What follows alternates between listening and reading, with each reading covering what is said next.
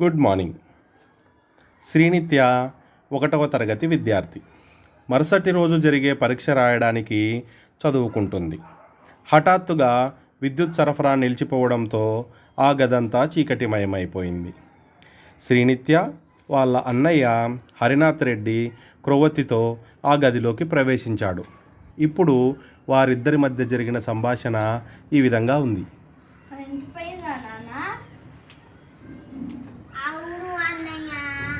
బాధపడకు, కంగారు పడకు. నేను ప్రవృత్తి తెచ్చానుగా, ఇదిగో పెడుతున్నా. రేపు పరీక్ష ఉందికా, నేను చదువుకుంటున్నా. మంచిది, ఇదిగో నేను ప్రవృత్తి వెళ్తున్నా. వెళ్తే సరిపోయిందా? సరిపోయింది. పూర్వం విద్యుత్ లేని రోజుల్లో పిల్లలు ఇలాగే నూనె దీపాలు ఇంకా కొవ్వొత్తులు పెట్టుకొని చదువుకునేవారు. అవునా అన్నయ్య? గుడ్. లైట్ ఎవరు కనిపెట్టారో చెప్పవా? సరే. ఒకరోజు ఒక 10 ఏళ్ల పిల్లవాడు ఒక కోడి గుడ్డు మీద కూర్చొని పొదగడం చూశాడు. కొద్ది రోజుల తర్వాత గుడ్డులో నుంచి కొన్ని పిల్లలు రావడం అతనికి చాలా ఆశ్చర్యం కలిగించింది. ఒకరోజు వాళ్ళ ఇంట్లో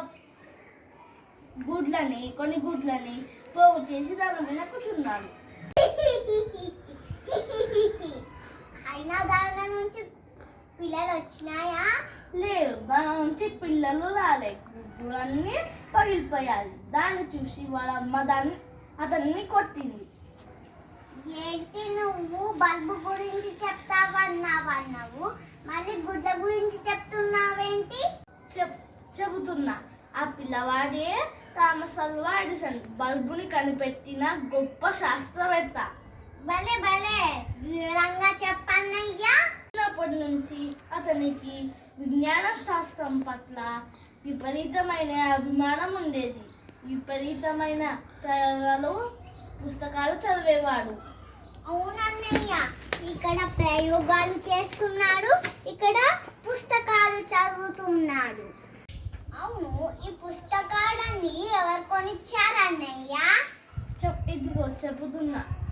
రైలులో ఆ పుస్తకాలకి కావాల్సిన డబ్బు కోసం అతను రకరకాల పనులు చేసేవాడు. రైలులో వార్తాపత్రికలు ఇంకా తినుబండారాలు అమ్మేవాడు. అధికారులకు తెలియకుండా అదే రైలులో ఒక ప్రయోగశాల ఏర్పాటు చేసుకున్నాడు. ఒకరోజు ఏమైందో తెలుసా? ఆయన దగ్గరున్నే భాస్వరం గాలికి తగిలి కింద పడి గాలి తగిలి మండడం మొదలుపెట్టింది. అరే పాపం, తర్వాత ఏమైందో చెప్పవా? సరే, ఇదిగో చెబుతున్నా. రైలుకి తెలిసింది థామస్ ఆల్వా ఎడిసన్ అగ్ని ప్రమాదాన్ని కారణమయ్యాడని అతనిని కొట్టాడు. ఆ దెబ్బల వల్ల ఆయనకి చెవుడు వచ్చింది. అప్పటికి అతని వయసు 15 సంవత్సరాలు. అయినా ఎన్ని కష్టాలు వచ్చినా అతని ప్రయోగాలని ఆపలేదు. పెరిగి పెద్దవాడై గ్రామాఫోన్, ఫోనోగ్రాఫ్ మొదలైన కొత్త పరికరాలను 3000 పైగా కనుగొన్నాడు. అబ్బా, ఎడిసన్ చాలా పరికరాలు కనుక్కున్నాడు. కానీ బల్బుని ఎప్పుడు కనుక్కున్నాడు అన్నయ్య? 1878లో బల్బుని కనిపెడతానని ప్రకటించాడు. 1880లో విద్యుత్ దీపం కనుక్కున్నారు. మొదట్లో ఎవరు నమ్మలేదు.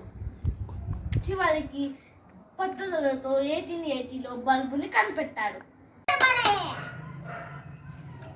పట్టుదలతో సాధించలేదు ఏమీ లేదు. చూసావా, పట్టుదల చేస్తే చివరికి ఎడిసన్ విద్యుత్ దీపాన్ని కనిపెట్టాడు. ఈ విద్యుత్ దీపం మన జీవితంలో వెలుగుని నింపింది. ఇంతలో ఎడిసన్ కథ పూర్తయింది.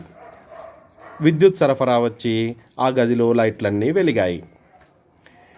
ఎడిసన్ కథ పూర్తవగానే శ్రీనిత్య, అన్నయ్య నేను చదువుకుంటా, ఎడిసన్ కథ బాగుంది అని చెప్పింది.